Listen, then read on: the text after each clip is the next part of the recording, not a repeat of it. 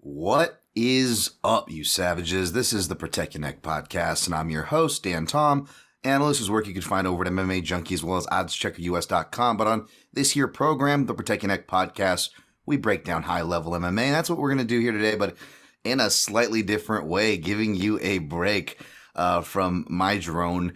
And I don't want to say rants or anything like that because we'll see what the episode has in store. You guys have some questions for us, but the key word is us. I brought on a guest who I've done podcasts with before, plenty of them, but between doing it over on his turf, the playground known as thefightsite.com, and the lack of me being able to do these shows, as you guys know with the UFC schedule, me being a kind of a slave to it with my beat, it's with great pleasure to finally bring on my man, Tengridome podcast host, Tumen, or you might know him on Twitter where you can follow him at your own risk, at ChungisCon03, one of my favorite Twitter handles. What's up, Tumen? Well, I'm hungover, as usual. Just got dragged on someone else's show first thing in the morning, as it usually happens.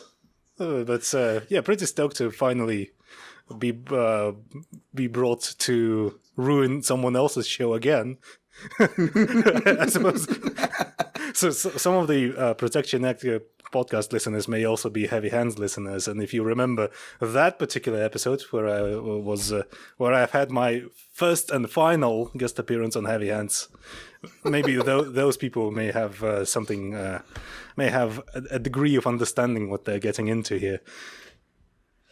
Yeah, that's a great plug as well. Definitely a show that I like to plug and guys I respect. But yeah, that was definitely a fun one. It was probably more fun for me as a listener than it was for poor Phil and Connor as hosts. But that was part of the proofing with bringing you on for this episode, right? Because this is a very formatless episode. So it's like kind of like plastic wrapping all the furniture before you have the party and you invite Tumen over.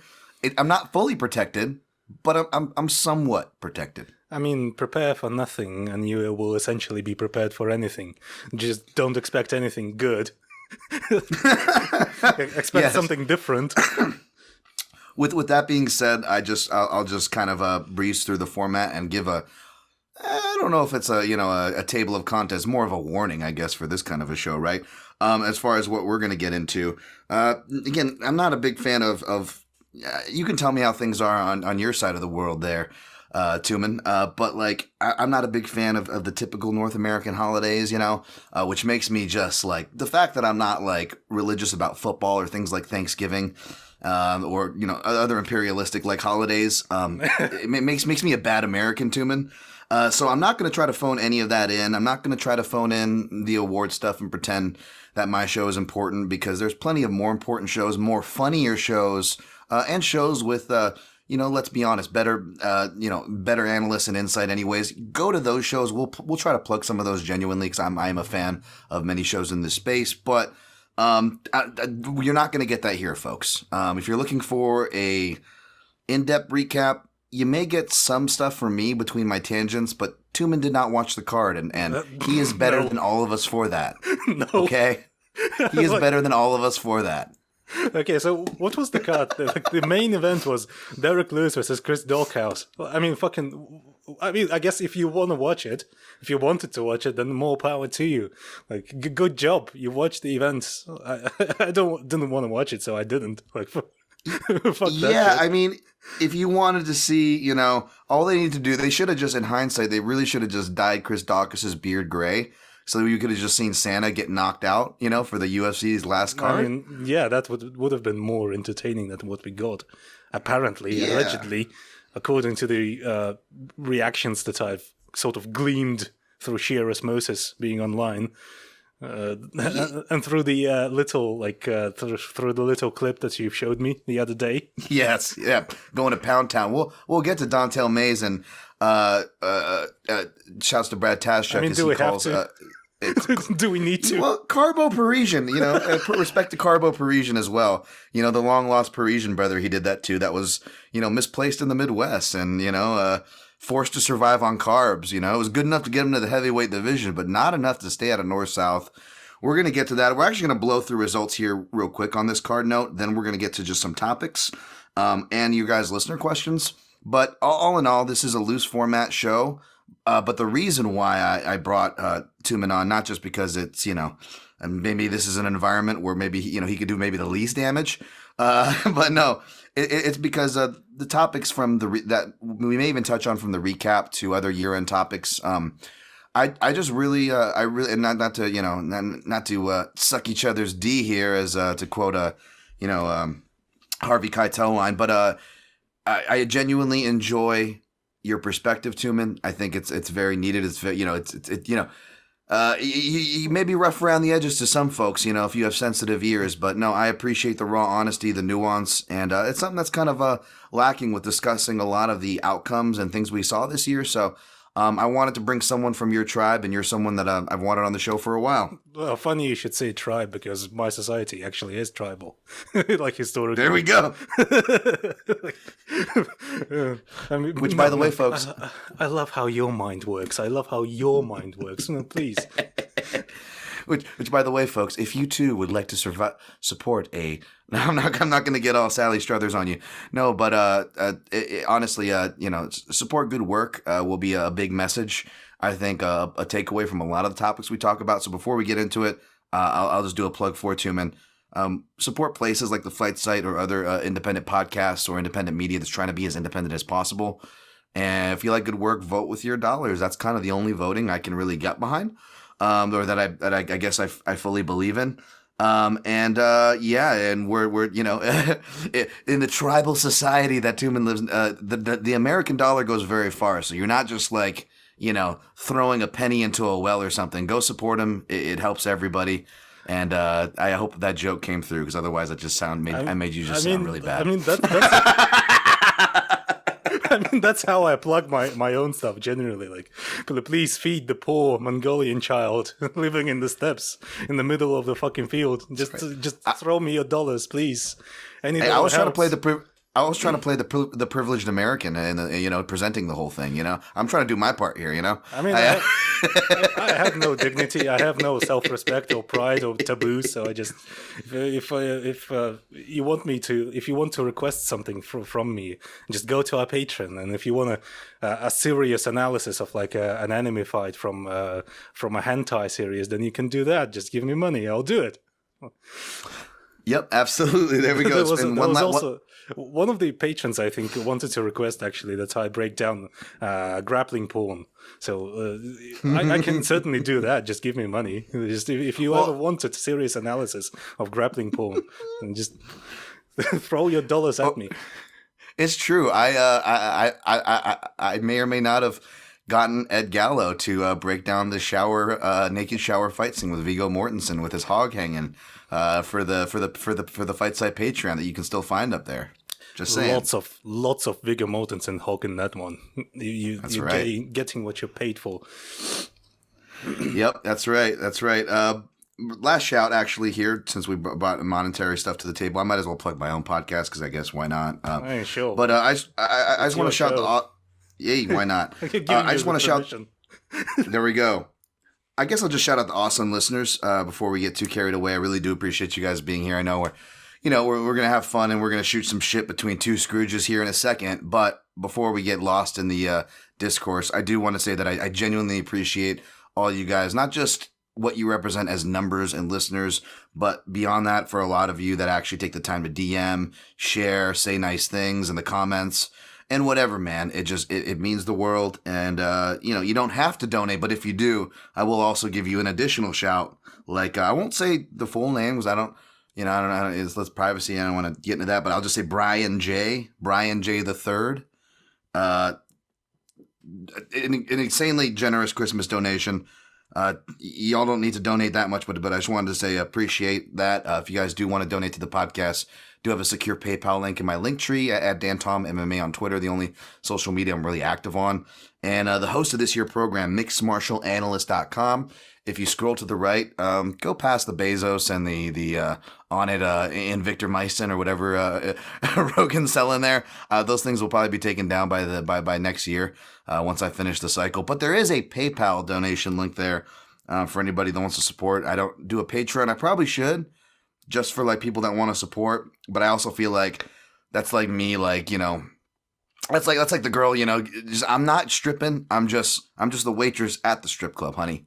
It's like, we know what that leads to. And nothing wrong, again, with the Patreon. There's plenty of people that deserve it more than me. But for people that do ask for a way to support the podcast, that's how. All right, long-winded. It's that the plugs are done. I mean, in a roundabout way, you've brought your point across. So that's what matters. I guess. That's what I do I in my guess. show every time. Just limping across the finish line because me and you both can really beat our points, amongst other things. All right, before we get amongst other all things, right. yeah. Yes. That's something I'm incredibly good about here. I'm incredibly diligent when it comes to that. That's another thing you can count on if a fight card is really dulling out. I just imagine that you tune out and go do other things at that point, Tumen, as you've said on your own show many times before. So, and I don't blame you. I mean, some of these fights, Yeah, it's kind of like the privilege I have. Even though our website is very tiny and even though we have a tiny amount of supporters, monetary supporters, it still gives me carte blanche to just do whatever I want, as opposed to some of the bigger outlets. It's pretty it's pretty freeing, it's pretty kind of like it's a very special feeling to know that no matter what you do, things can always get worse. And they're already pretty bad, and so you can do whatever you want, really. Well, if I'm not careful, you see, I appreciate, that's why I live, and probably, let's be honest, I probably should live more vicariously through you guys than outing myself, because, not that I'm anybody special, but, I do have things to lose, I guess, and I find myself, I relate a lot to McNulty from The Wire and the fact that I will see myself, I'm probably not far from working the boat in my future, let's just say that, so... For people who understand that show, anyone who has an MMA podcast and does cover MMA, anyone who covers MMA for a living is, I'd say, pretty not far removed from that, from doing that for a living. Yeah, absolutely. But back to the penis talk and all that fun, immature stuff. Derek Lewis fought this last weekend. I mean, he certainly did. Let's a fellow agent of chaos who will interject inappropriate humor at his will. I definitely appreciate Derek Lewis for that. But let's blow through this recap just for the gambling listeners of my show, Tumen, and you can just obviously interject, crack wise as you will. But I'll just run through results. Sound good? Yeah, sure. I mean, I'm not sure if I can actually crack wise as good as you say I can, but not the first time I've been faced with expectations that I'm not able to fulfill, really. Hey, you know what? This podcast is like the heavyweight division that we're kind of dive into here in a second. It's all about context, right? And it's all about relative leaning perspective. And just like the heavyweight division, you don't necessarily have to be good to be good. So you're safe here, my friend. You're very safe. With that caveat said, we went 7-6 overall in picks, which was, pretty bad. You can still do decent from a betting perspective when you shoot a bunch of darts at the board and you just hit some key ones. That did not happen.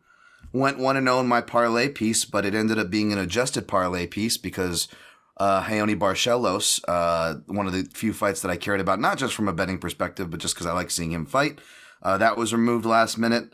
And, your boy here, I like to try to be like Leon the Professional as far as, being disciplined, sniping shots, and whatnot. I had it lined up, and I dropped the ball. Go ahead, Tumen. I mean, being Leon the Professional is not the best comparison to make, really. Especially not. In the world of martial arts, with all the people that we have, and all the great people that we have in gyms, particularly in grappling gyms.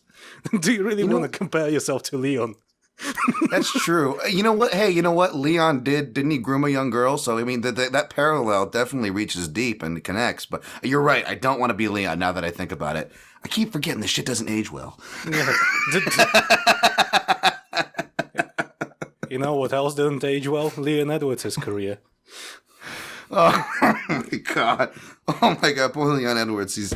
I wasn't even planning to talk about him here, and he's getting it. He's the almost TKO that was really happened this year. Since this is a end of year discussion, we should probably mention him to at least. That is true. You know, that is true. And I wanted to mention him when we talk about the next fight, the co-main event with Belal Muhammad and Stephen Thompson. But let me just let me get us there first. Went 1-4 in props and 1-4 in straight plays because I did a bunch of ads. Because again, I was not the bad example of Leon the professional. I was not professional. I just went, you know what? Fuck it. It's the end of the like Bruce Willis putting in the extra plug of C4 and Die Hard 1988. I'm like, fuck it. You know, it's Christmas time. You know, and I put in the extra shots and it did not go my way. We'll recap that. Before we get to that Belal Muhammad, which can maybe take us to some Leon Edwards talk, Tumen. Just real quick, Derek Lewis defeated Chris Daukaus by KO round 1. I definitely feel dumb for picking Daukaus in hindsight.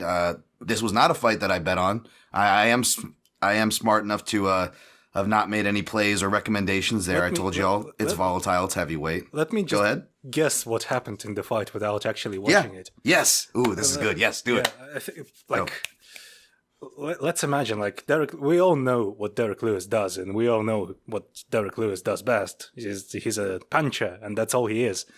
Chris Daukaus is a halfway functional heavyweight with a bit of a process that knows that you have to punch with one hand first before you punch with the other hand, so he can punch off punches, in a sense.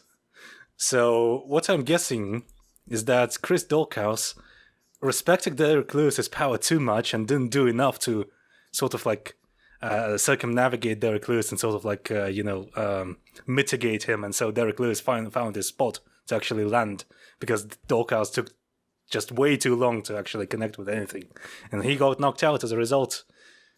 Also, what I'm picturing is that they've spent a lot of time like running around the cage with no like idea of where they want the fight to actually go. So it was. I presume the knockout was very silly. Am I too far off the mark? You pretty much fucking nailed it, which is impressive because Derek Lewis arguably fought somewhat against type in the sense that the result was the same, and you sprinkle in a little bit of leg kicks from Daukaus, which was not a bad idea, and Derek Lewis showed that he still has no interest in really checking a single one of them. But like to your initial point, Tumen, it was not enough to keep him away. But here's the thing about Lewis in this fight is, he came right, and again, I'm not surprised to have gotten it wrong. In fact, I knew I was going to get it wrong, not just because it's a Derek Lewis fight. Like, I picked this man to beat Curtis Blades, you know? I picked him when other people who are Derek Lewis fans haven't. But it's just the fact that, like, fighters that usually strike and stick to striking actually do well, outside of Volkov. And fighters that wrestle outside of DC have traditionally done well. You can honestly go through his entire record, and that's the truth. Fighters that actually everyone's like, you got to grapple Derek Lewis, and I'm like, no, that's the wrong way. That's the wrong way to fight him. That's how you end up underneath him.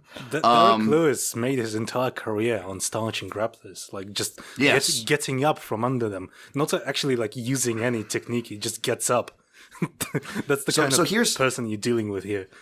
Exactly. So Tumen, here's tell me if you can commiserate with me as an analyst who appreciates the layers and has maybe different but pet peeves of your own. Is that it doesn't bother me being wrong, much less being wrong about a heavyweight fight. You know, when you have to make picks for MMA fights for your job, you're gonna get a bunch of picks wrong, especially in the heavyweight division, one of the most volatile divisions in any combat sport.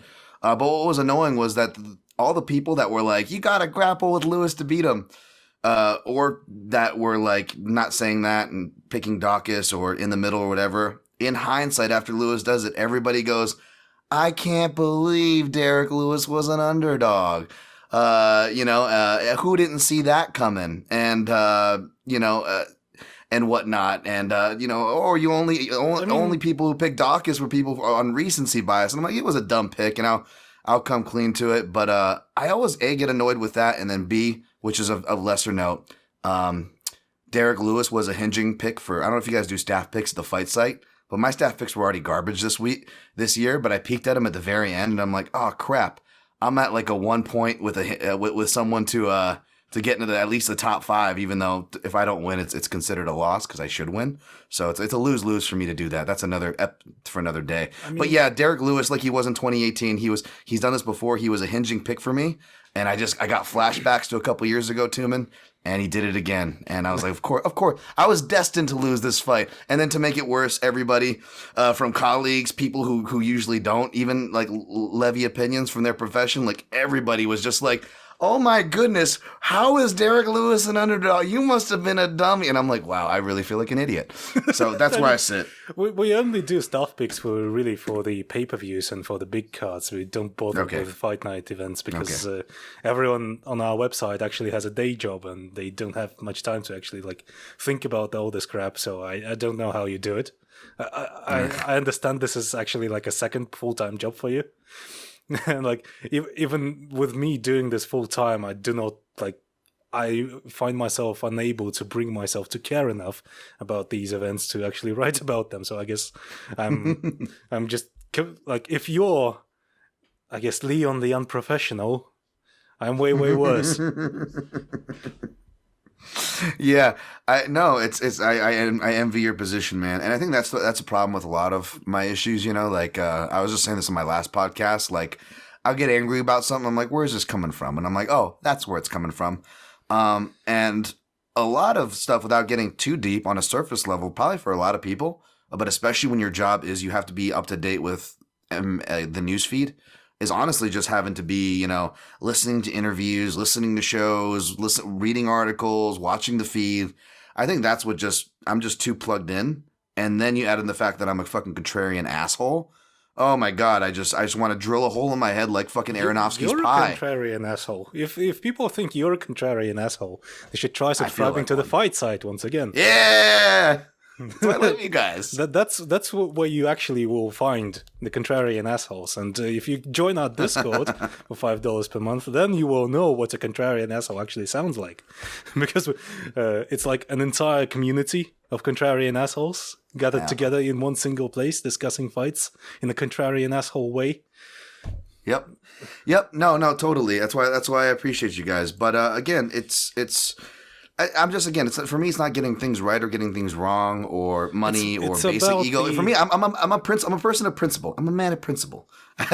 And certain things like we'll get into everybody's saying, like, for example, the next fight, everybody's like, oh my gosh, we should have known that Muhammad was going to win because it's about the dynamic of the fight. Really, it's not about the outcome. If you want to learn how to analyze fights, it's like math.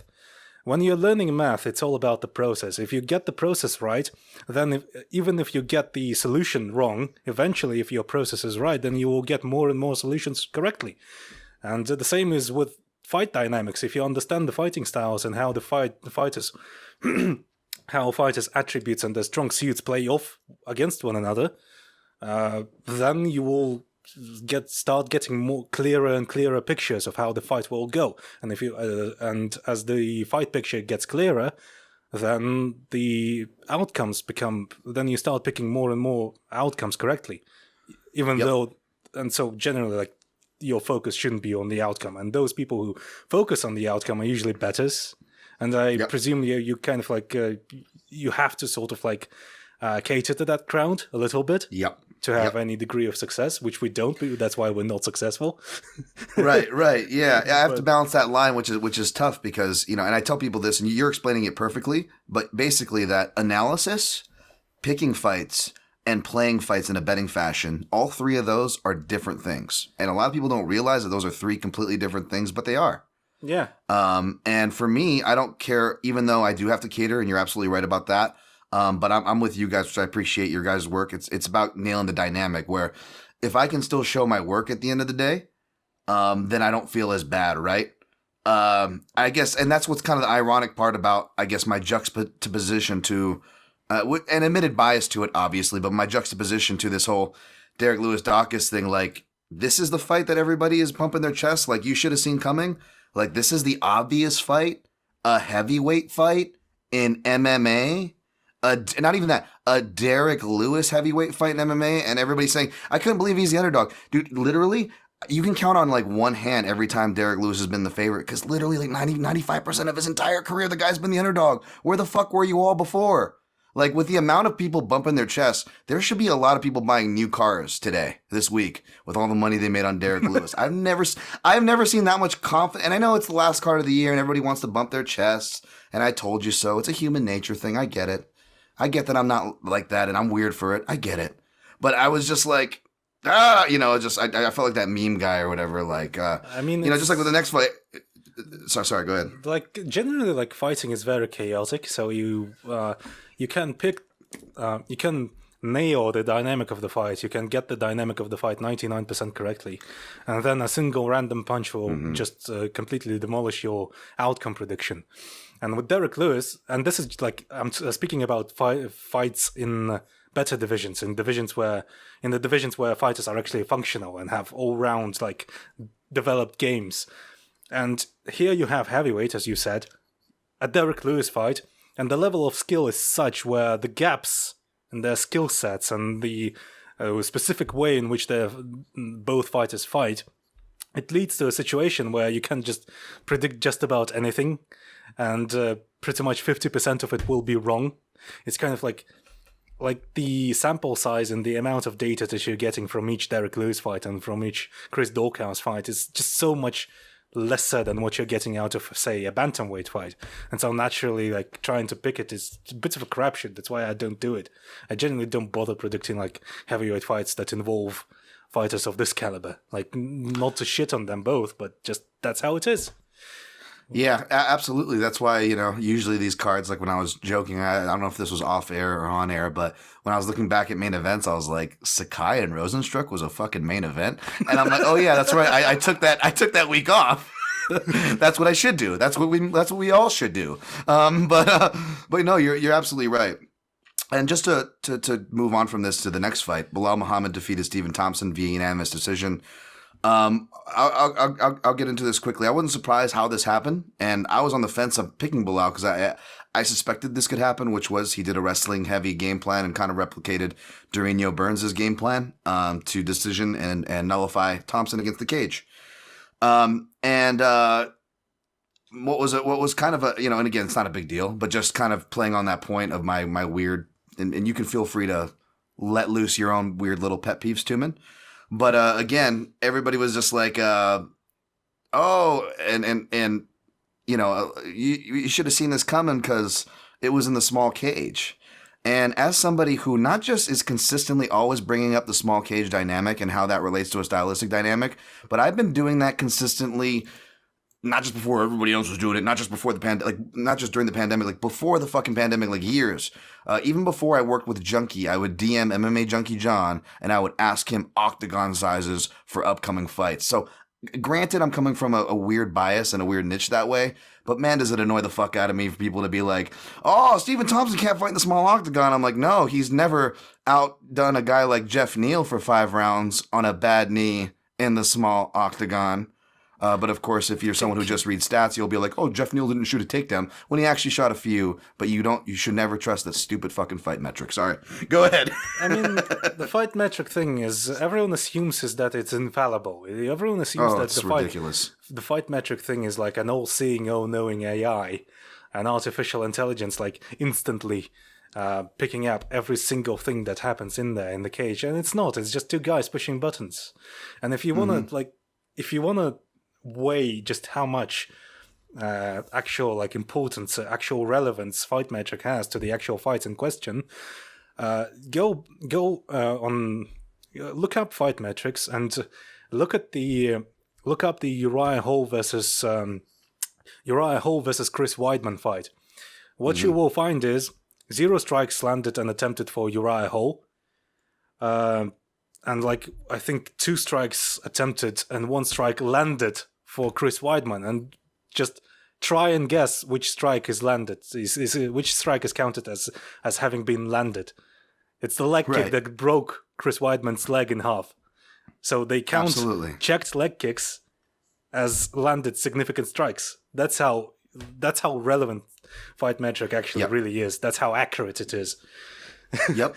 Their knockdowns, their takedowns are poorly measured, and as well as their knockdowns, which I've wondered for a while, and I don't know if it was Sean Sheehan that shared something interesting on it, but essentially they don't count it as, it's not even the fact that it's a clean strike that sends the fighter to the floor or not, which should be the determining factor, or how much they hit the floor on their own. Right, which I know boxing has its own rules, and I'm not saying they should be a direct transfer, but those are the contexts we have for how to score knockdowns in combat sports. Well, how MMA does it is they don't give a fuck if it's a shoulder punch off of a caught kick. It's if it's not bad enough that most judges score that as knockdowns, which I've seen fights. Go look at I'll reference you one right now. Fucking what's his name? Alejandro Perez. That dude would squeak out fucking some decisions in his day against Andre Sukumtat. Fucking guy gets, anyways, you see it in certain fights like that. It's bad enough, but to make it even worse, Fight Metric will count those as knockdowns. Now, thankfully, in the next fight, Amanda Lemos gets a clean knockdown against Angela Hill in the first round, and they count it. But the only reason why they count it is because Angela Hill stayed on the ground long enough for Lemos to establish a top position. Should that be the qualifying factor? And if it is, it should maybe only be a small piece of the pie, right, Tumen? But nope, that is like 99% of the quantification for a knockdown in MMA. Not the strike, not the opponent's, not the person who retrieved the strike's behavior. You just have to touch the canvas with your knee, and essentially you've got yourself a knockdown. That's the criteria, it seems. Unless it's like Pedro Munoz, Dominic Cruz, where he lands like clearly, and like Dominic, he touches his knee and almost like goes out and like wakes himself back up. Like, nope, they won't count those as a knockdown. The arguments were maybe you could make those things, right? Nope, they're so inconsistent with how they do it. But anyway, sorry. It's just a pet peeve of mine, but basically, it's the typical MMA thing. It happens every week, and we talk about this every week. Yeah, it's another example of that, and I'm happy for Muhammad, by the way. This is this was eventually, I forget, someone tweeted it, and this is the side of my take is like, we were all expecting for this to happen to Stephen Thompson forever. Now it's finally happening. Should we really be that surprised? And I'm more in line with that point of view. And no hate toward Muhammad, but as we move on to the next fight, something I do notice, and it's, I like Muhammad and I like Angela Hill, both as seemingly as people and their fight styles, by the way. Muhammad, as Conor Rebush noted, excellent game planner, does not get enough credit for that. But what I notice is that like fighters who are media darlings obviously get treated differently from the media. And just as we critique the broadcast for influencing narratives, right, Tumen? I gotta call my own side of the fence out, right? To be fair here, because the media also plays, not to be lazy and blame the media, but the media does play a part in the narrative.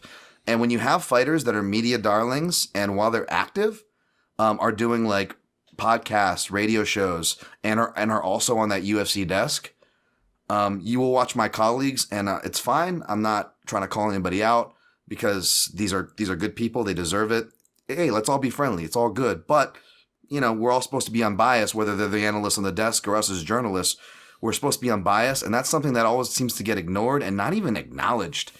And the bias that bleeds through is insane for these fighters, from the broadcasts to so on. I just finished I know you didn't see this fight, Tumen, so I'm not going to, grade you on how Amanda Lemos' unanimous decision or split decision over Angela Hill went.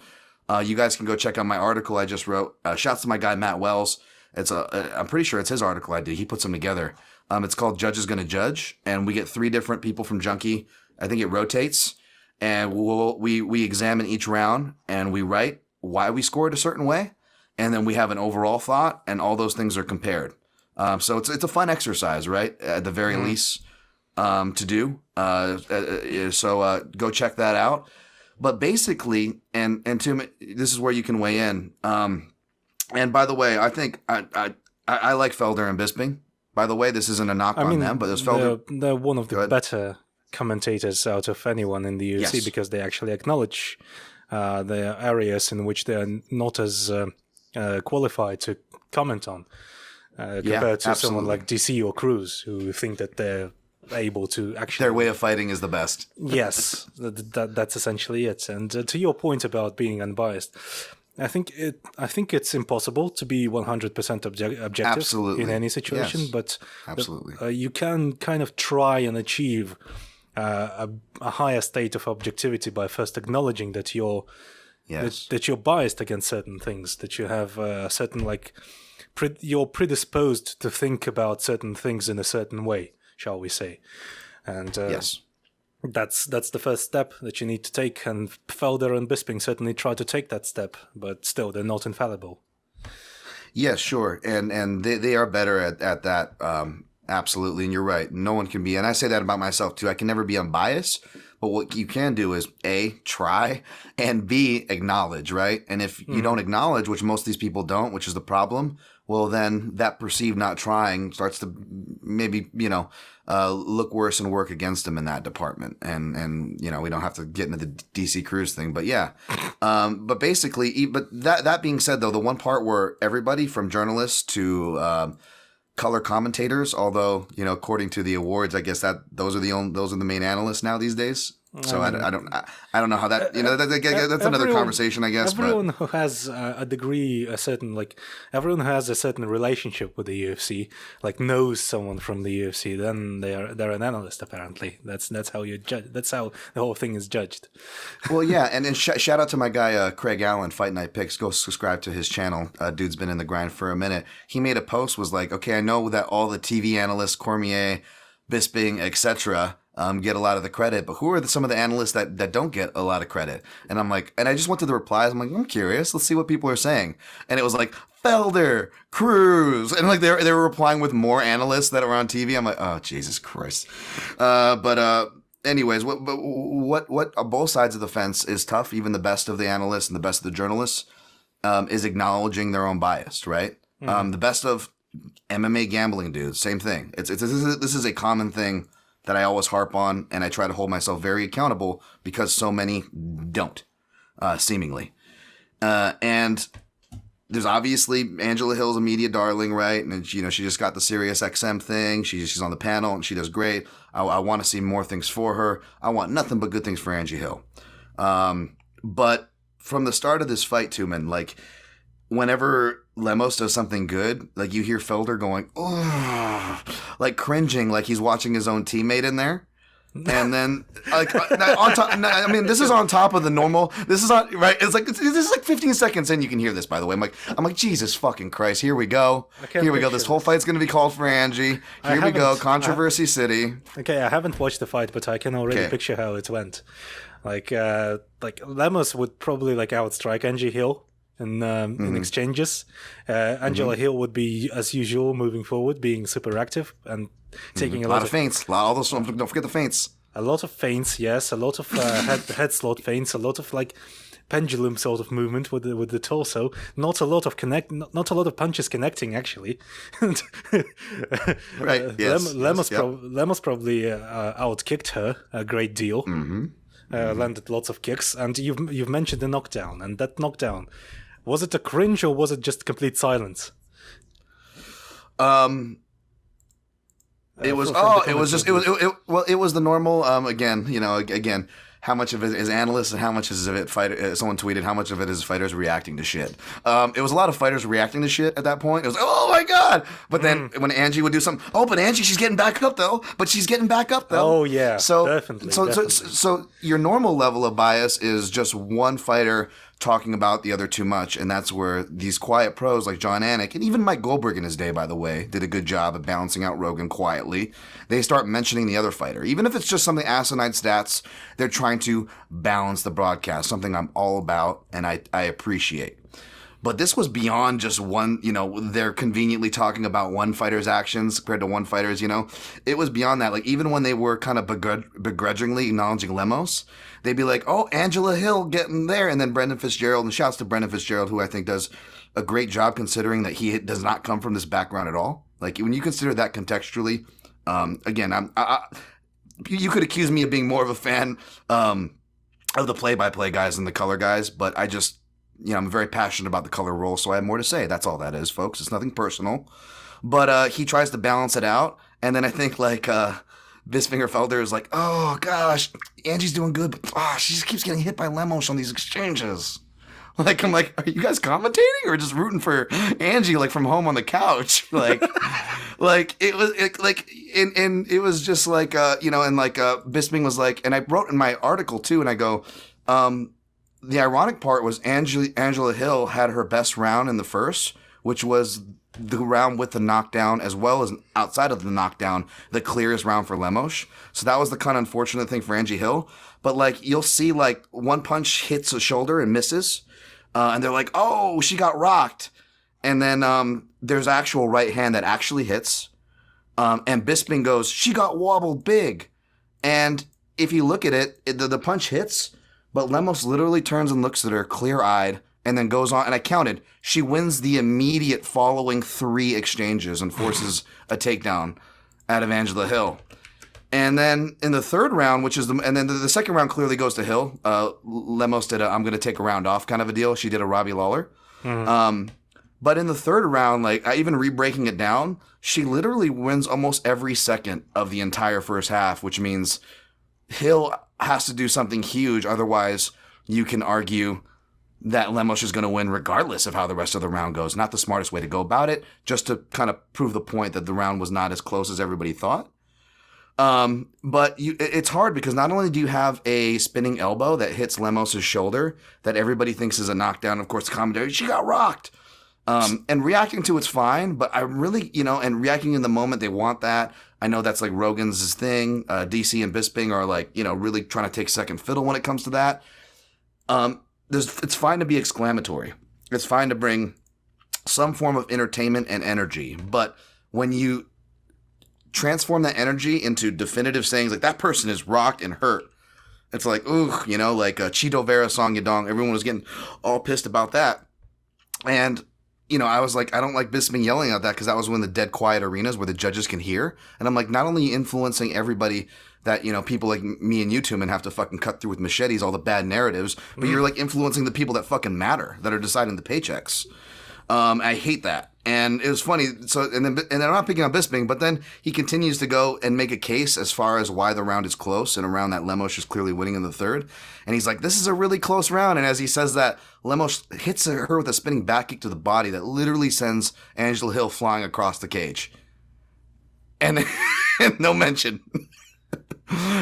So I'm like, here we go. And then of course it was a split decision, and Angela Hill, to her credit, right, and everybody's defense, she has a history of being on the wrong end of splits. I definitely don't deny that. I like Angela Hill. It sucks because she's actually getting better and she's rounding out her skills, and that deserves attention. But it just kind of irked me, not just to see the broadcast is normal, and I get it with the connections, but also my fellow media members just kind of in droves, like, what? This is either it's a robbery or questioning the decision, and you were sitting back and we're like, oh, they got, and you do the same thing, Tumen, right? You're like, oh, they got fucking duped. Everybody got duped by the goddamn telephone game again.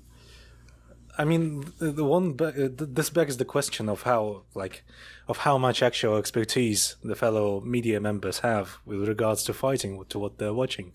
Like, no disrespect, but this is just this is a pertinent question. Like, how much do you understand of what you're saying? Because I see so many times, like, whenever a controversial decision happens, and whenever I log on to social media and see input from people from different, fairly, I'd say, healthily sized media outlets, and I see, whenever I see their input on what happened, it just, every time I just ask myself, like, do these people really understand what they're watching or no?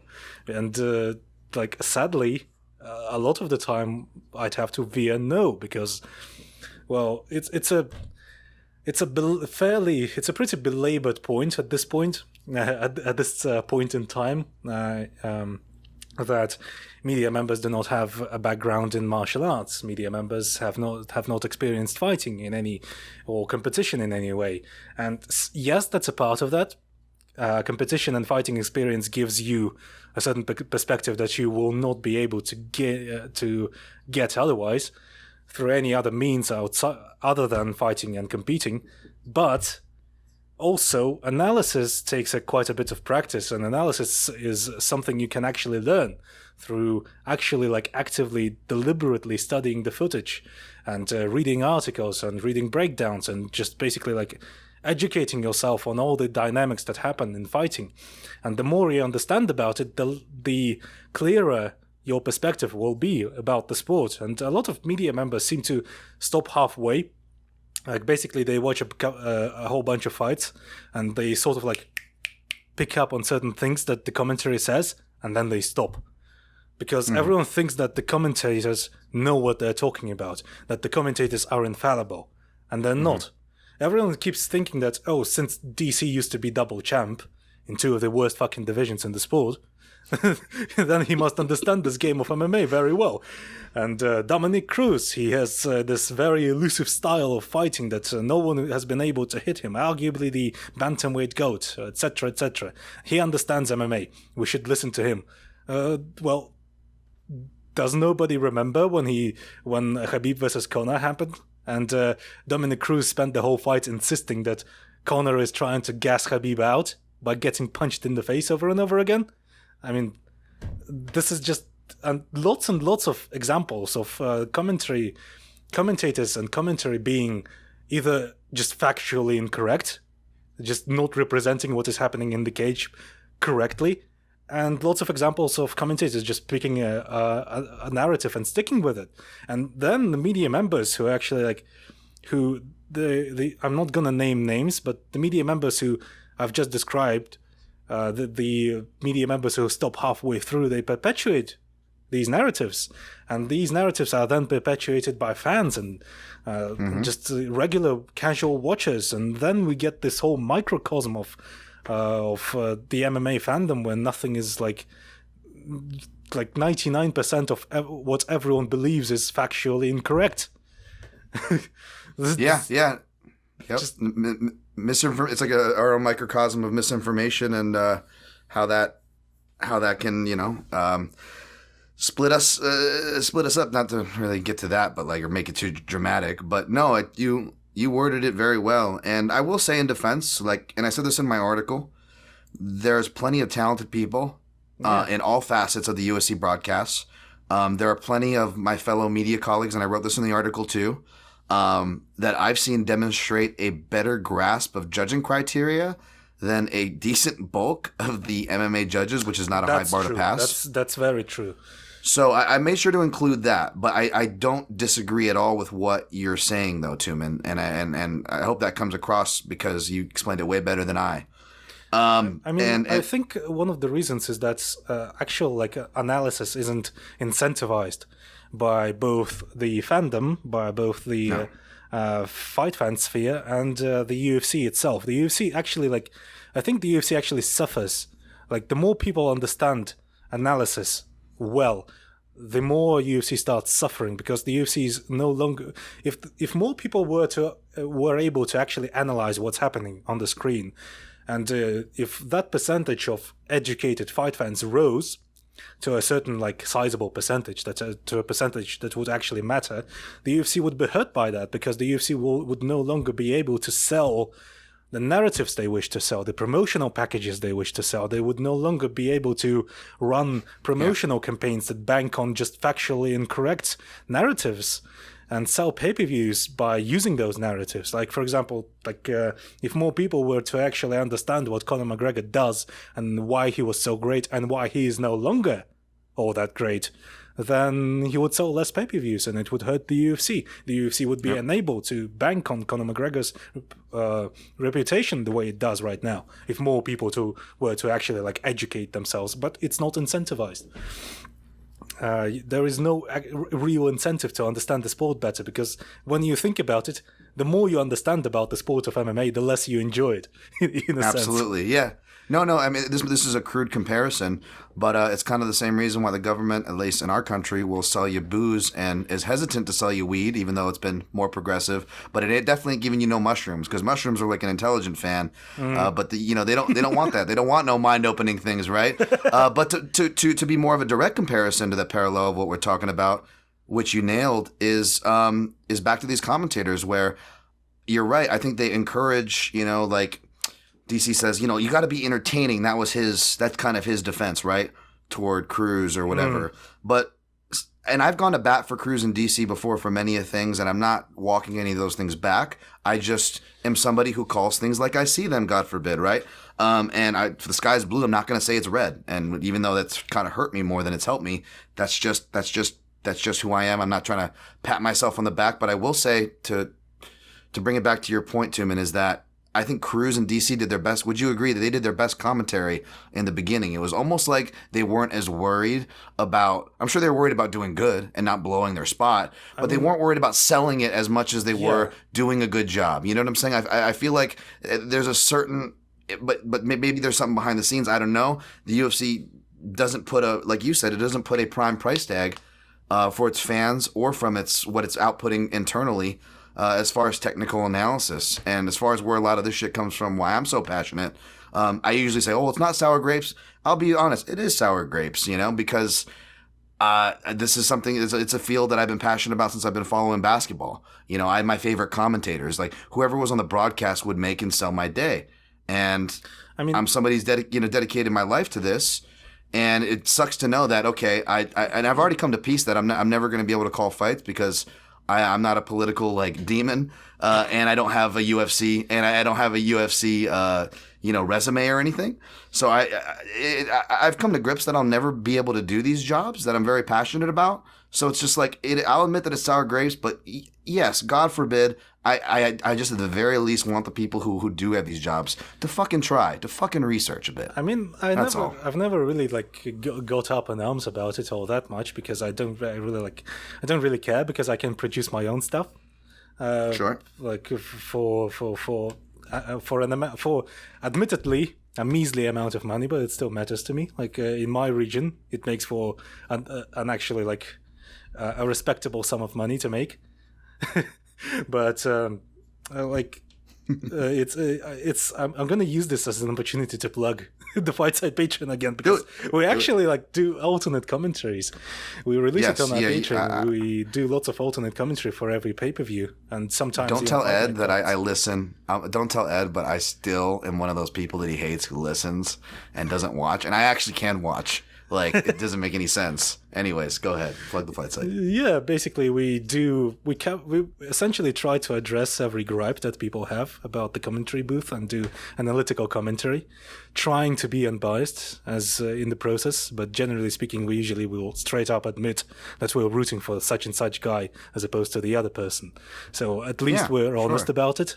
Yeah, that's fine. And generally, like the problem that many people point out with commentary is that whenever commentators do not talk about the fight, especially with DC, it's been a problem with DC in recent years. Jack Slack called it DC actually podcasting in the booth instead of commenting on what's happening. Yeah. And we kind of like try to avoid that. We actually say what's happening in the cage. So if you want to check that out, it's up there for $3 per month on our Patreon, synced up and ready for you to use. But anyway, let's proceed. Let's proceed for all this, the whole thing, with the whole thing. Sorry. And just to tie up that point, I guess, to the giving credit, but also kind of, clarifying our points with the commentary. Just with the media side, since you mentioned stats were useless in my article, Tumen, just to close this out, I said that because of the bias that we originally started this conversation. That a lot of media have, and as well as are they understanding what they're seeing that you pointed out? Between those two things, I said in my article, and I'm probably not going to make people fans who are MMA decisions fans and connected to them, but I said MMA decisions, people using MMA decisions media tabulations for their arguments is just as useless as those who use significant strike stats. And I know that just fucking struck a chord with a bunch of people who, going to hate me even more for saying that. But do you agree or disagree with that? I have never heard of MMA decisions, and I have never used them. MMA, whenever people only use, it's like stat strikes where people only tweet out the picture of it when it suits their narrative. Correct me if I'm wrong. It's the same thing as people compiling pound-for-pound lists in boxing by doing nothing but looking up fighters on BoxRec instead of actually watching the fights. Is that it? MMA decisions is basically like you could score a fight on Twitter, and I think you tag MMA decisions, and they collect one from each major outlet. I don't know if it's a set thing or random. Essentially, they collect garbage data from people who do not understand what they're watching, and then proceed to give you a result based on that, based on junk data. Thank you. So, I will never so use when that. you have, so again, for me, it's not even the, even though I admit the sour grapes, it's not even the fact that, I run a job and they have it, so I'm going to shit on them. It's like, no, I'm just trying to do the job that I have. And whether you're trying to do the job that you have in the sport or just trying to watch the sport, it's just annoying as fuck to cut through bad narratives. And I just want it to slow down a little bit. I know you can't stop it, but that's all I'm saying here. And just like and I talked to you DM private about and I talked about it on this podcast, by the way, about it was Thick Willie versus Alonzo Menafield was another fight. That, the commentary misled the score, but the judges scored it correctly and should have been lauded for actually scoring the fight correctly, like this one. But even I had people so upset at me, even longtime listeners, longtime friends, and in these arguments they would grab. But look, all the media outlets scored it for this guy. I mean, what do you have to say about that? And I'm just like, oh. So that's what I mean by this is essentially. I hate that shit. This is the type of argument that people make every time this happens. I guess liquidized animal shit must be really tasty because millions of flies actually spend lots of time flying around that shit on top of that pile of I mean, what are we doing here? Do you actually look for quantifiable quality data, or are you looking for anything that just simply confirms the narrative that you prefer? And that and essentially that's what it is. That's what people do. It's a mix of the human nature confirmation bias, which I get. That's natural. You're never going to do anything about that. But it's also fueled by, again, this very bad, not just bad narratives, but like you said, the whole nature of the system not rewarding educated fans. And when you don't reward that kind of this is what you get. This is the cesspool arguments and the feces slinging that we have to take part in just to get from point A to point B. I mean, and I guess that's my gripe here. Anti-intellectualism is fairly endemic in any type of discourse across the board, not just MMA, not just sports, but life in general. But it's especially incentivized, I think, in MMA, in the sphere of MMA, especially by monopolies like the UFC, because the UFC benefits from having an uneducated fan base, and it benefits from being fans being fine with the UFC being a monopoly, so it can continue selling subpar product at a high price to people who will gobble it up, and that's why it stays afloat so well. That's why it also had the best year so far financially, and I think you wanted to get into it at some point after we've should we be finished with this card, really? Because I think we're kind of we really should be. We got sidetracked. Yeah, we got sidetracked. Let me just blow through the results. Ricky Simon Vato defeated Rafael Sansao by KO. Pour one out for Rafael? Pour one out for Sriram. Shout out Sriram off the fight site. Yeah, shout out Sriram, by the way. He's my no offense to, I love everybody at the fight site, but he's my favorite as far as those commentary tracks go. He just does them the most, he's our most prolific commentator. I feel like I should watch fights through his view, because even I think I had the same reaction to the Giga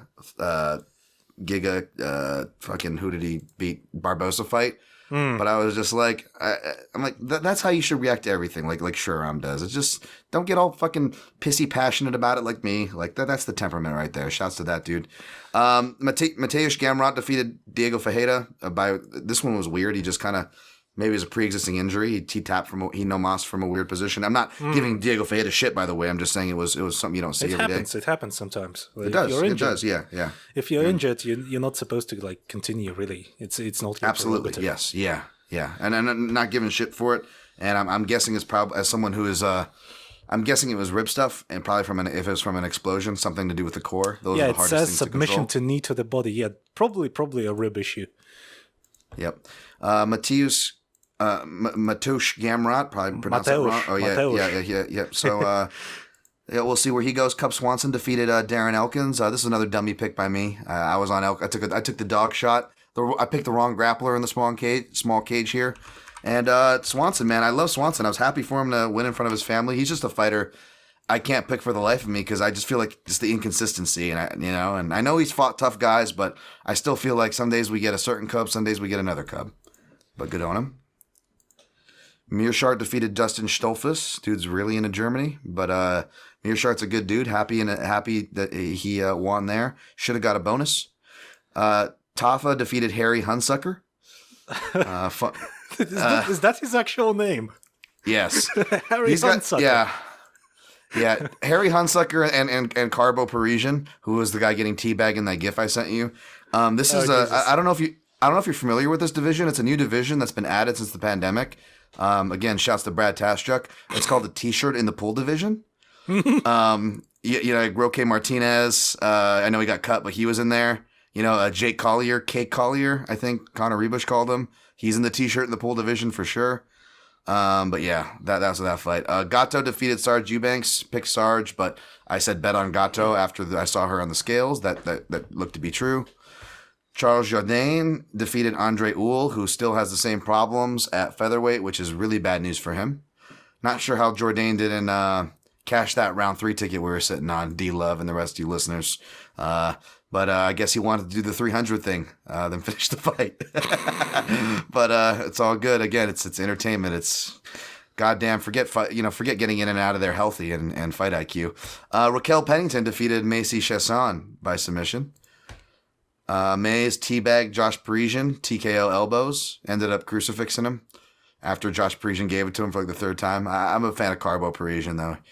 Not just because he follows me on Twitter, but how can you not be a fan of a guy named Carbo Parisian? And he tweets about USADA looking at his penis all the time. I mean, he's my kind of guy.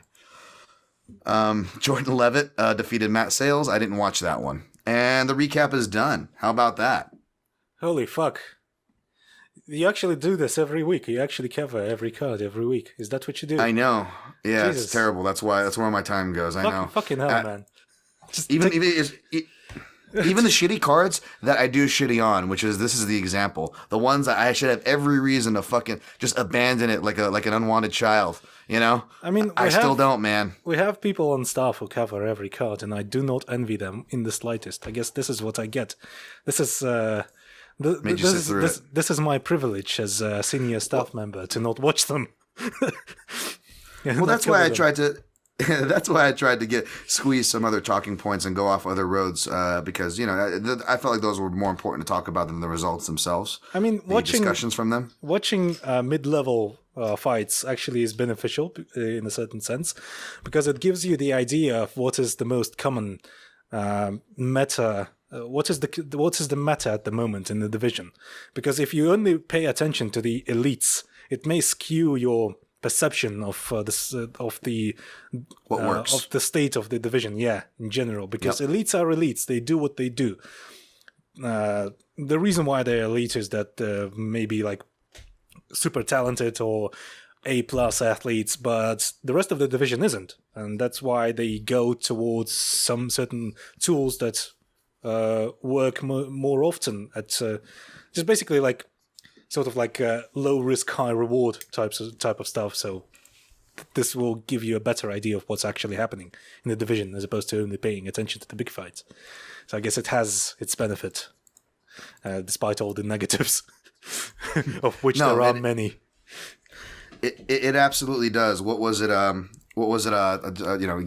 you could tell I just finished watching The Wire, but season 2, I think Lester Freeman's watching the dock workers, the docks unload, and they're like, hey, the crew we're watching, they're not even working these ones. Those are clean. Why are you going to watch them? He goes, well, if I don't know how the clean ones work, how am I going to know how the dirty ones work?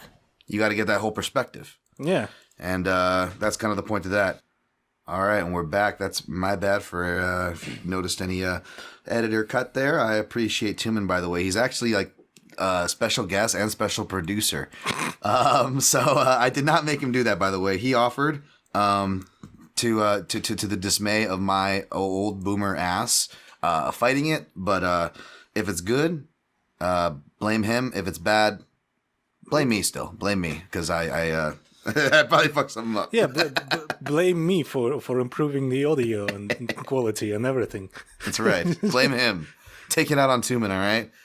But no, we're going to do some listener questions here. Hopefully I won't...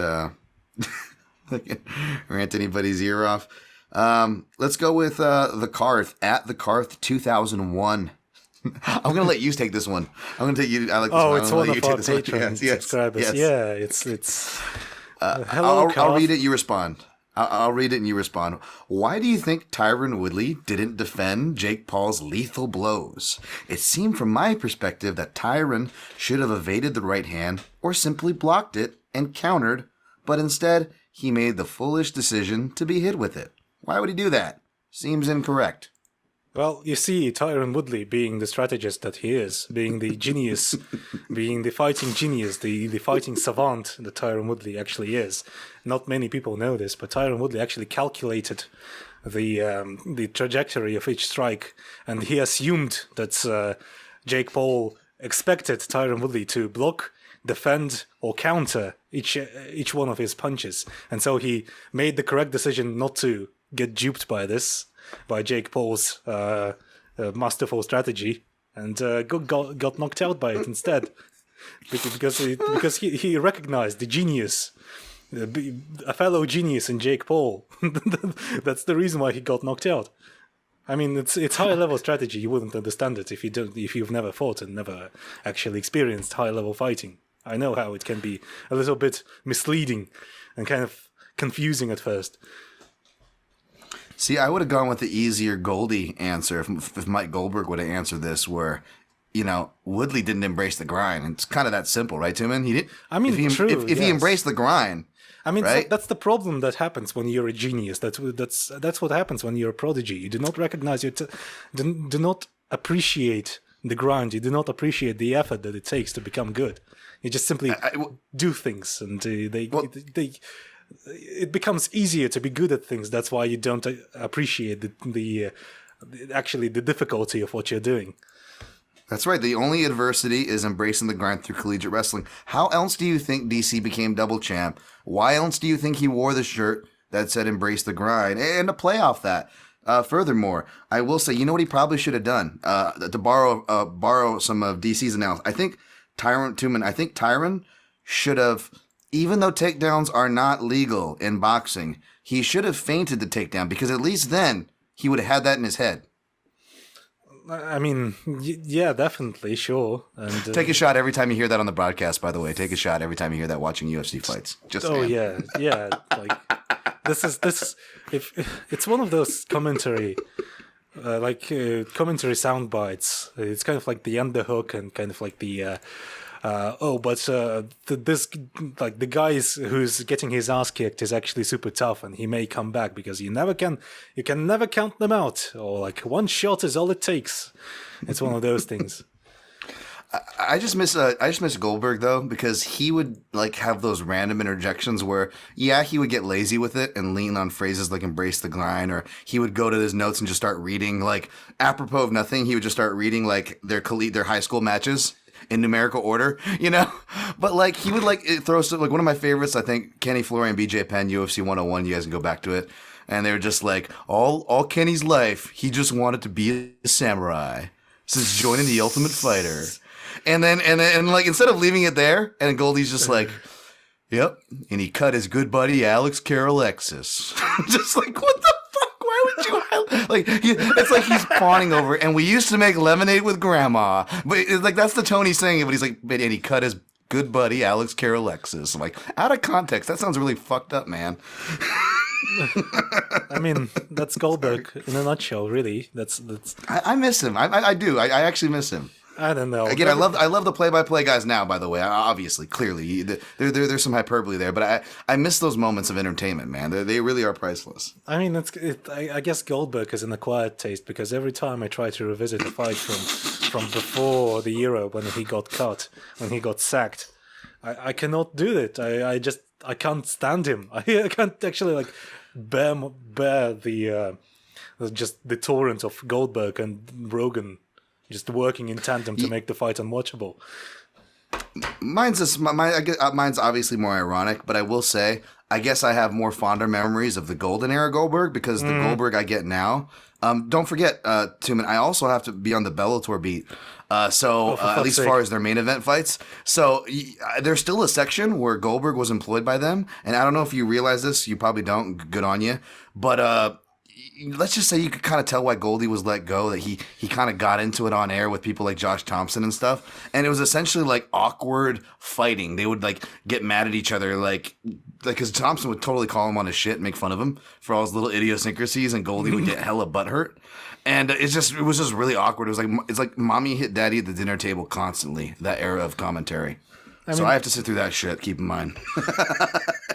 I mean, I only know of Bellator Goldberg through Jack Slack, who at a certain point in his podcasting career, he took a point to actually like listen to the commentary and talk about it. And he would constantly complain every time he watched Bellator about Goldberg and Big John McCarthy being unlistenable, like making Bellator unwatchable.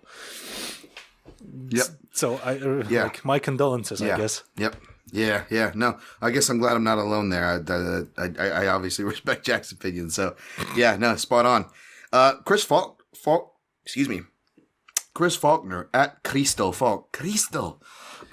He has some good questions. He says the UFC generated record profits with the most diluted roster spread over the most shows. See T-shirt and pool division.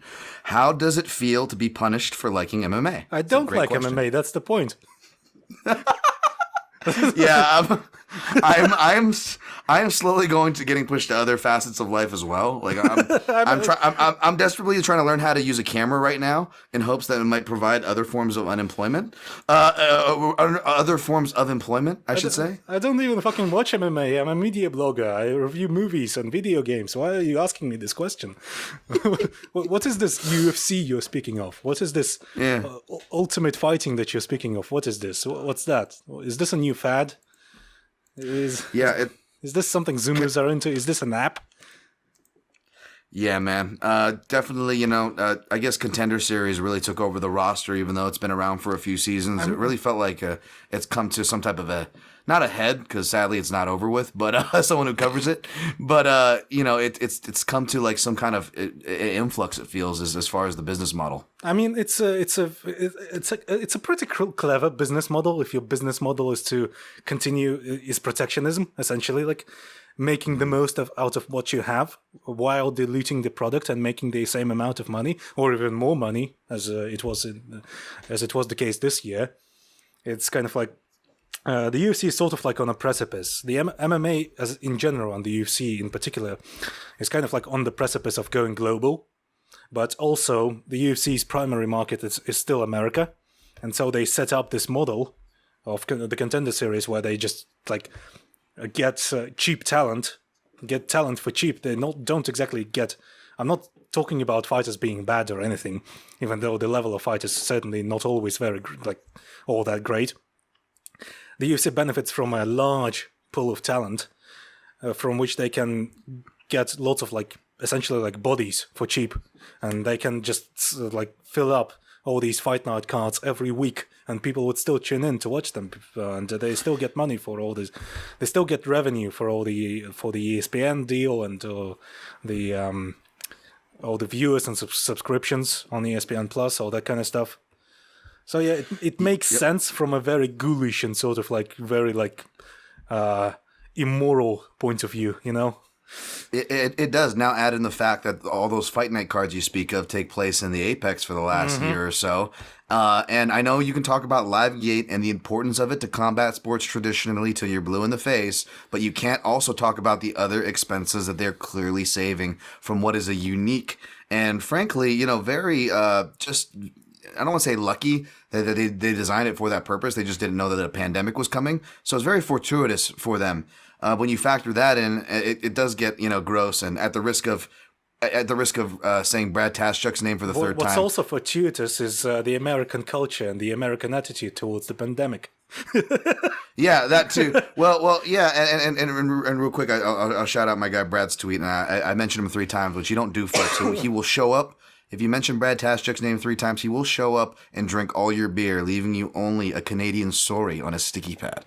So at the risk of that, I think he tweeted out earlier, he goes, don't forget that a lot of these fight night events, the tickets that they charge for the VIP experience or even tickets for these events are so ludicrously high. It's like you're paying for half the main event salary, depending on what fight it is. You know what I'm saying? just to be in attendance. So when you do that fucked up math and you're like, dude, they probably paid all the fighters' salary from like half the people in attendance. Like, what? I mean, No yeah. shit, they're profiting, having their biggest financial year. I mean, this was a long ass year, wasn't it? It was pretty fucking long. It's kind of. I mean, I guess my perspective is kind of skewed because it's also the year when I actually started putting out content regularly, when when the fight side became my full-time job. But like looking at this year, it was kind of like it was sort of like it felt like hurry up and wait in terms of pay-per-views and in terms of events. Like hurry up and wait, hurry up and wait, hurry up and wait. They would just shit out multiple good pay-per-views in a row, followed by a long stretch of nothing, and rinse repeat, and the whole year went on like this. They would have a couple good tournaments, a couple good events. Not tournaments, they don't have tournaments. They would have a couple good cards, a couple good pay-per-views, and then it was like have everything else, have the rest of our shit all at once, with no breaks. Yep. Yeah, no, absolutely. Yeah, that's an interesting perspective, and you chose a hell of a year to do that. And I feel for you in that sense. Boy, that's a hell of a first year to fully commit to trying to cover this in any shape or form, frankly. Lastly, this is not the first time that happened to me. Everything I do just happens to happen like kind of overnight without me having ever done it. And I just sort of like jump straight in. See, I think my OCD and preparation is too bad for that. Like, I just like I'm too much of the opposite. It takes me forever to get stuff done. So everyone's like, "Why aren't you on camera yet? Why aren't you on Spotify? Why aren't you on Stitcher? You've been promising that for the podcast for 3 years." I'm like, I'm trying, folks. Tumen's gotten some glimpse of how incapable I am behind the scenes. So trust me. I Chris recommend Faulkner, using Simplecast. Simplecast just basically like puts everything out for you. It's a subscription Everywhere. service that we use. Yeah.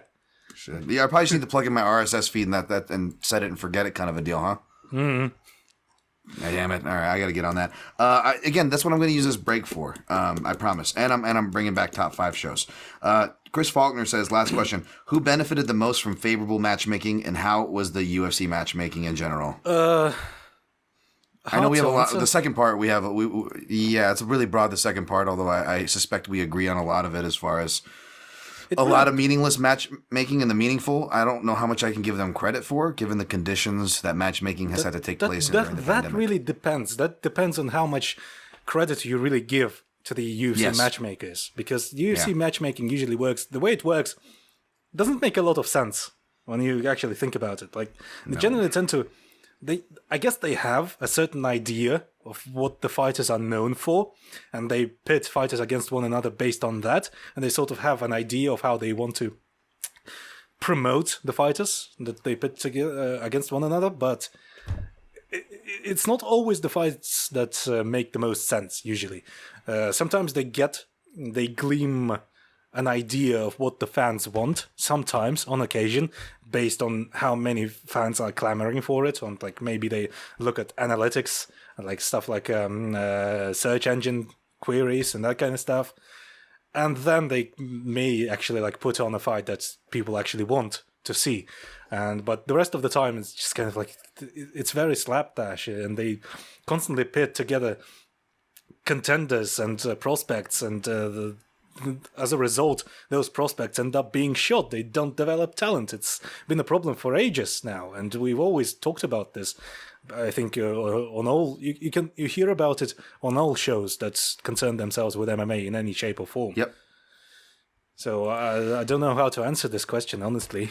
Yeah, and it's the business model too. It's not just the pandemic as an excuse, but the business model of the said contender series influx, right? Mm. Well, we know we talked about the financial gain of that just now, minutes ago. Well, the other aspect from analysis, and even interesting from a betting perspective too, but yes, an overall analysis, however you want to parse it, which is you're getting fighters rush to market again.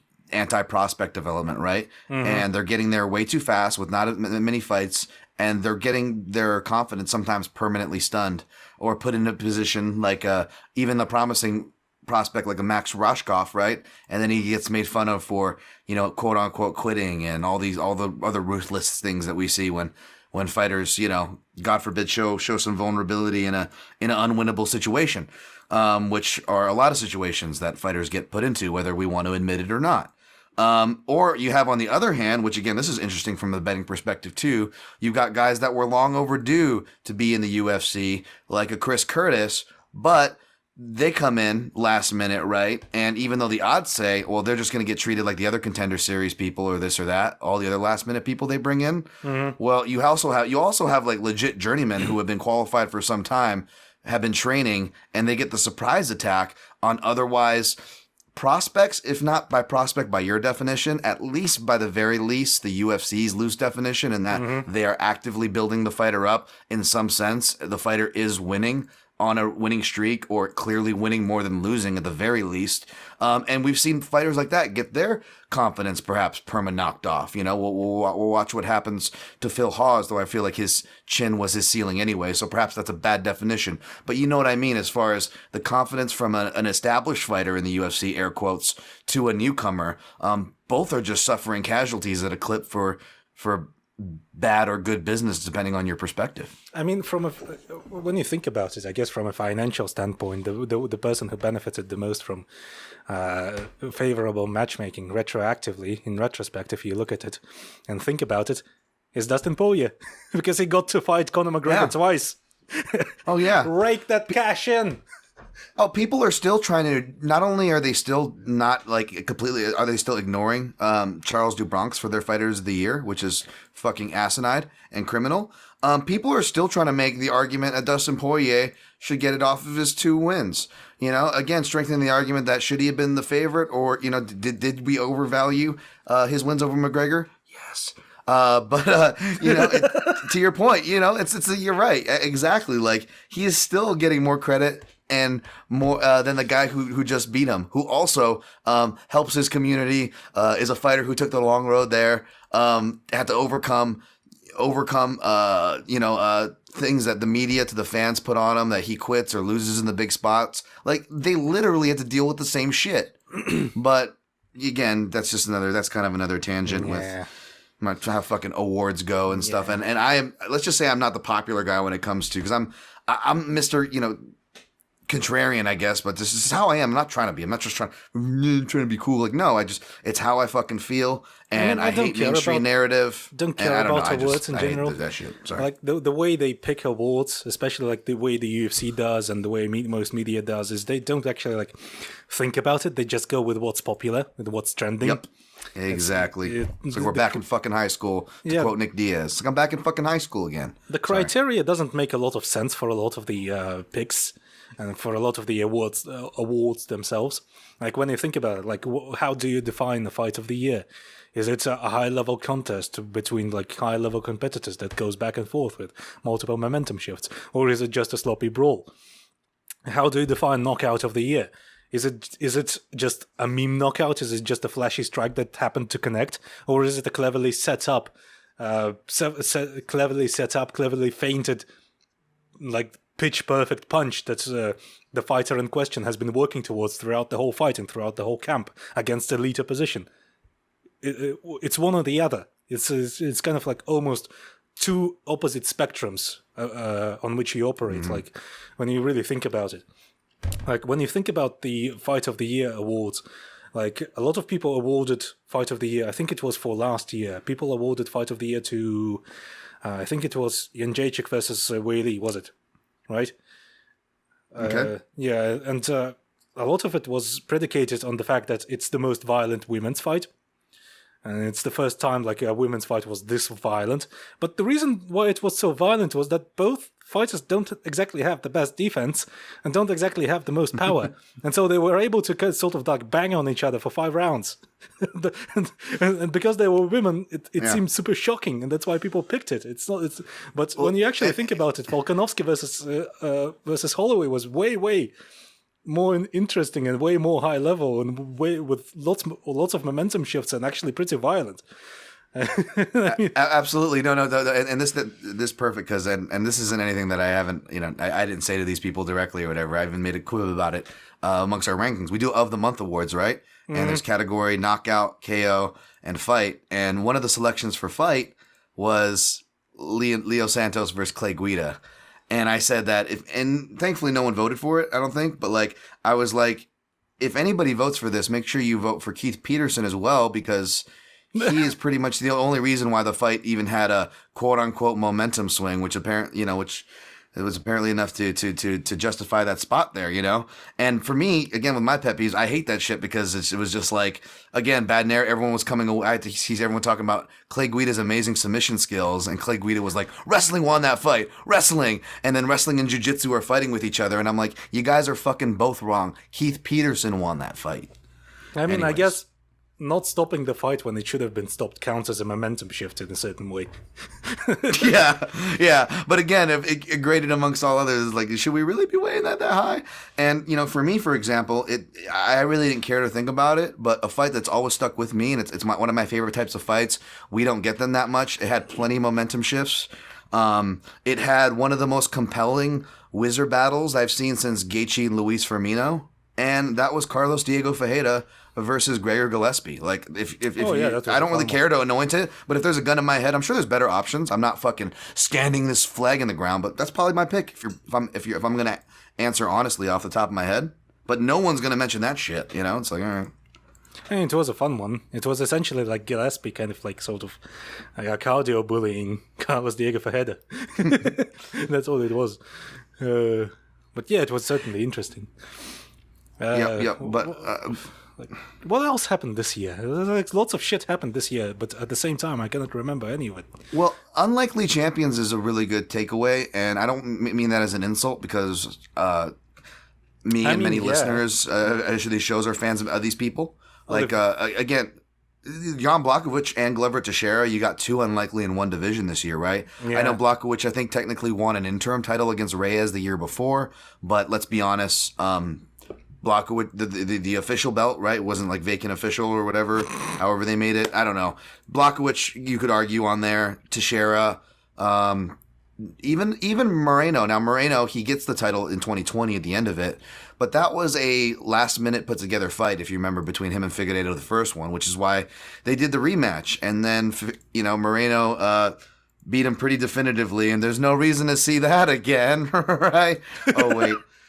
Poor Moreno. Match, of course. Again, matchmaking not doing him any favors. They just get him the Zip Recruiter ad, but they're gonna stretch his fights out for like 2 years. They're gonna when he did, those wins could make him eligible plus something else, but he never had that opportunity. But Moreno is a guy who should get more credit. But anyways, flyweight is a division that was gutted essentially, so that's the reason why we have a situation like this. Yep. But Moreno was gutted, and Moreno was gutted before that. He was a washout, a last pick washout from Tough, right? Mm-hmm. We saw Luis Smolka get knocked out recently. Luis Smolka was a minus 400 favorite to Brandon Moreno. Like, that is the opinion of it. You know what I'm saying? Like, yeah. So we had these guys kind of having to make, in different aspects, kind of comebacks. Charles Oliveira obviously was my fighter of the year for what it's worth, with right behind Glover, right behind him. Maybe not, as much of a surprise to people like me or you for some of these, but I think in general, I think that was something that was really cool. Oh, and then of course, Juliana Pena, but we got to talk about her. Juliana Pena, the person whose first decision right after winning the belt was to immediately be homophobic, because that's what you do in MMA. Yeah, Juliana Pena absolutely. Wins the most unexpected victory of all time in women's MMA, and then immediately proceeds to dedicate her victory to women who love penis. Yeah, that was. Oh, but it's okay, Tumen, because I don't know if you realized, just like with the redacted, we're not charging our fighters for COVID policies, and now it's not just you got the fake news and blame the media, but it's no. What I meant was what really was meant to say. Now with this, it's just like, who the fuck knows, dude? Who the fuck? Nothing even matters anymore, because it can get reported and you can go the next day and be like, no, this is what I meant. When I said the N-word, what I meant was, like, I don't even fucking know anymore. It's ridiculous.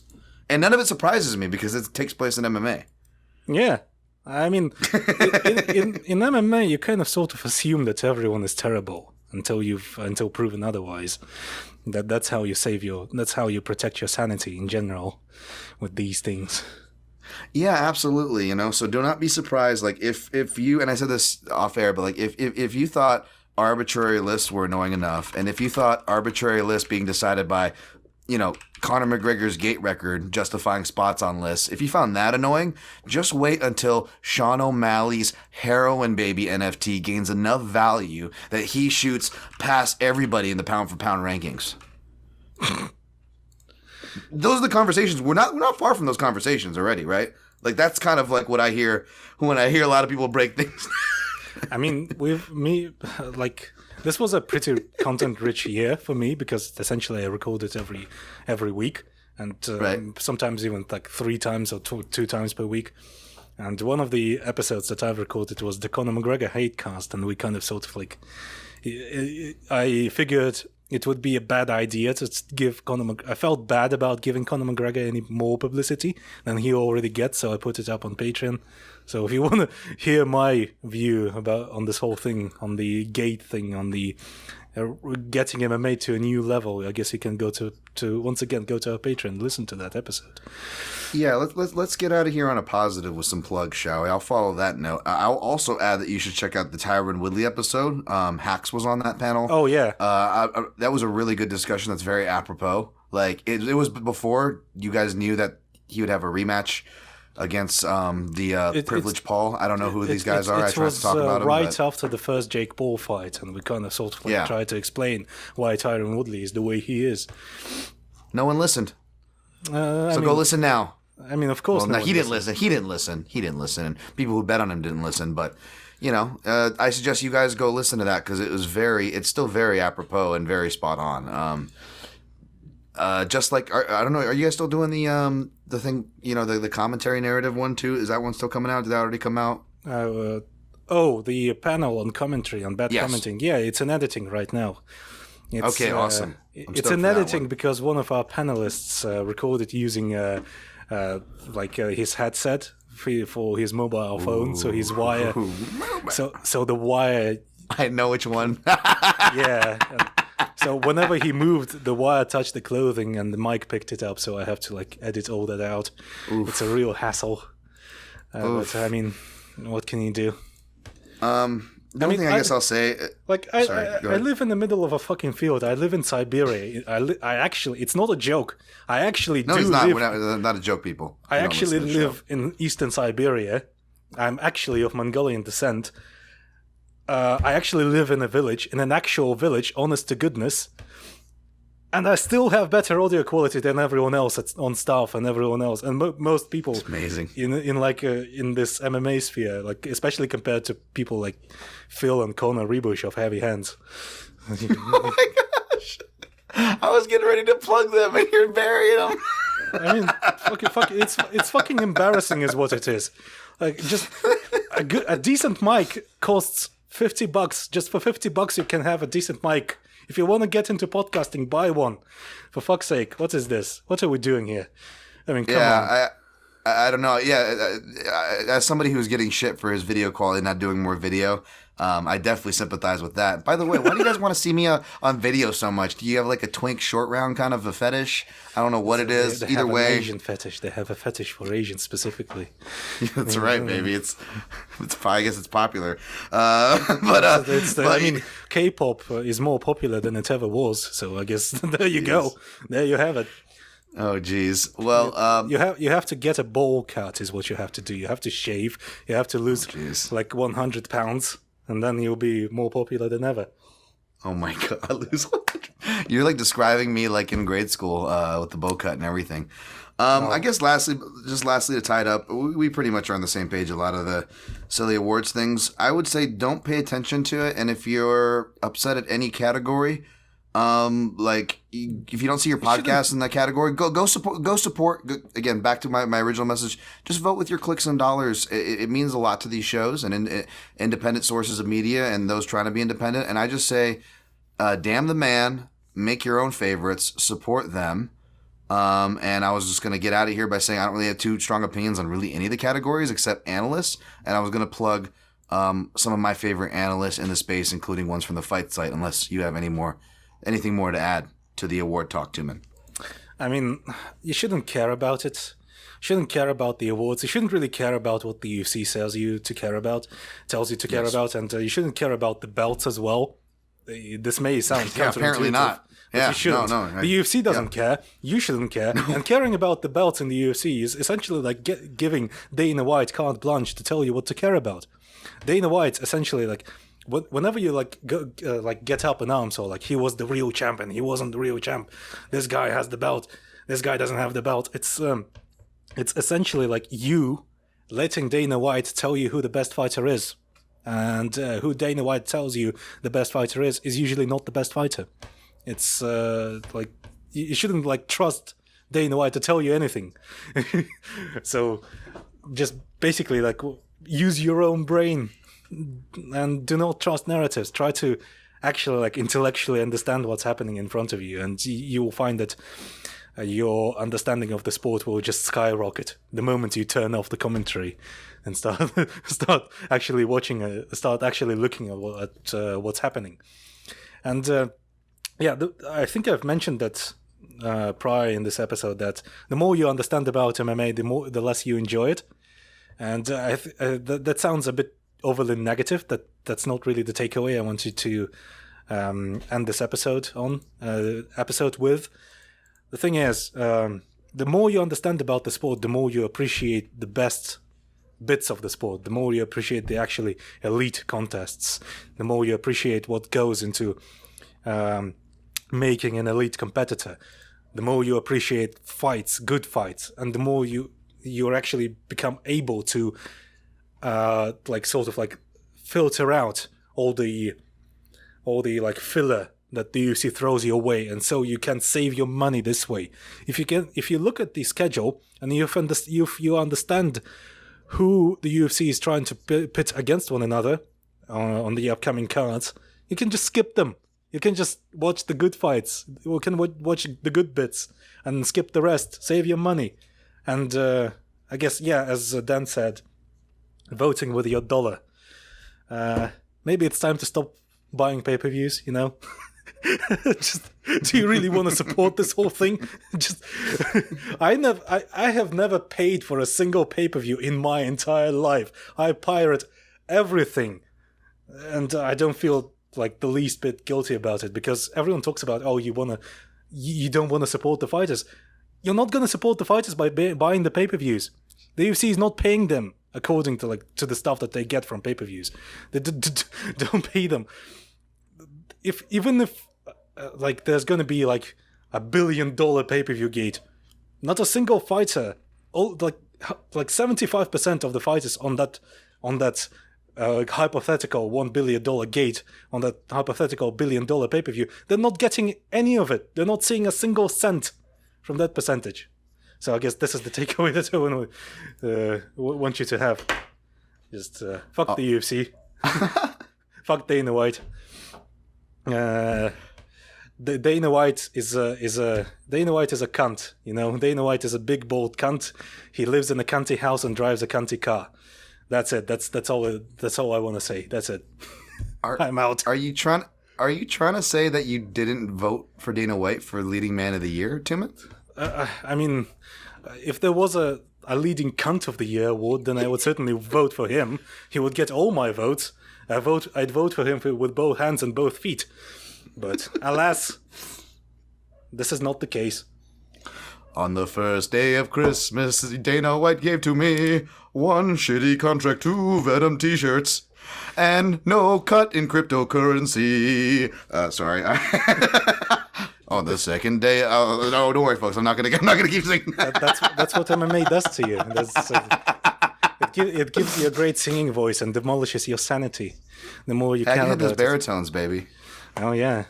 But I'll just say you're absolutely right. You shouldn't care about this stuff, and if it just feels like I'm harping on it, I just have seen it so much. Not from me, just others in this industry. You know, get the raw end of the deal, and you know, fighters or media or like the good people get pushed away or swallowed up oftentimes. So I guess I'm just speaking a little more from those frustrations. I don't feel like I deserve any, and I always say that, and I put other people above me, and I just wanted to give shouts to those people to kind of spin this in a positive. Obviously, not just because he's on here. I just want to give quick shouts.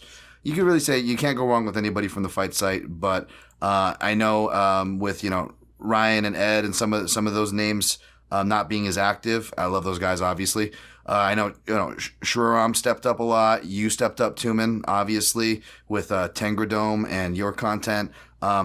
Fanyo doesn't get enough credit, man. That guy's got some awesome video stuff. Fanyo actually watches every single fight that ever happens.